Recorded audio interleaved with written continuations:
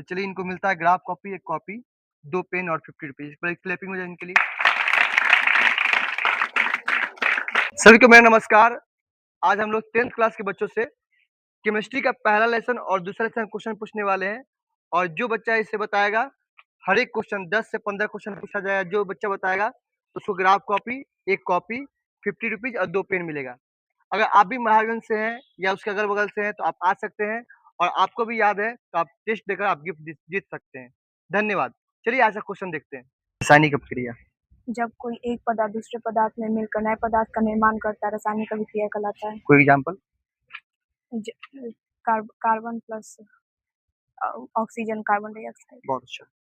आप हमें बताइए रासायनिक अभिक्रिया की विशेषताएँ। रासायनिक अभिक्रिया की विशेषताएं निम्नलिखित हैं।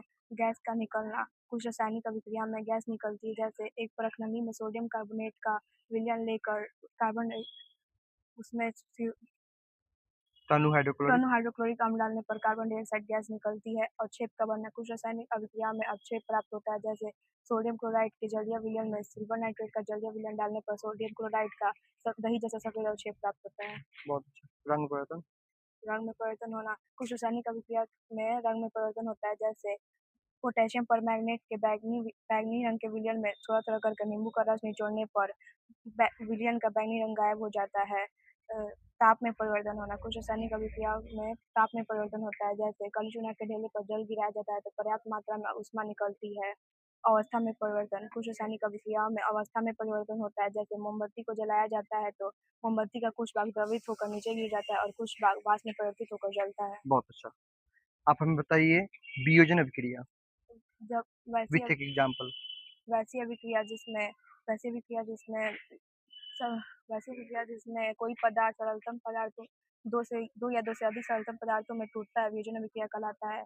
जैसे फेरस सल्फेट जैसे जब फेरस फेरस सल्फेट को गर्म किया जाता है तो फेरिक ऑक्साइड, सल्फर डाइऑक्साइड और सल्फर ट्राइऑक्साइड बहुत बनता अच्छा, है। गुड। आप हमें बताइए उपचयन अभिक्रिया क्या होता है?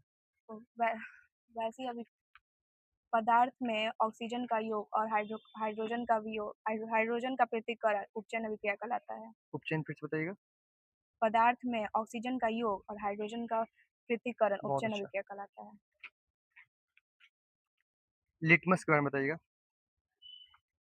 प्रयोगशाला में प्रयोगशाला में प्रयोगशाला में अम्ल और क्षारकों का परीक्षण करने के लिए प्रयुक्त सर्वाधिक सूचक लिटमस है।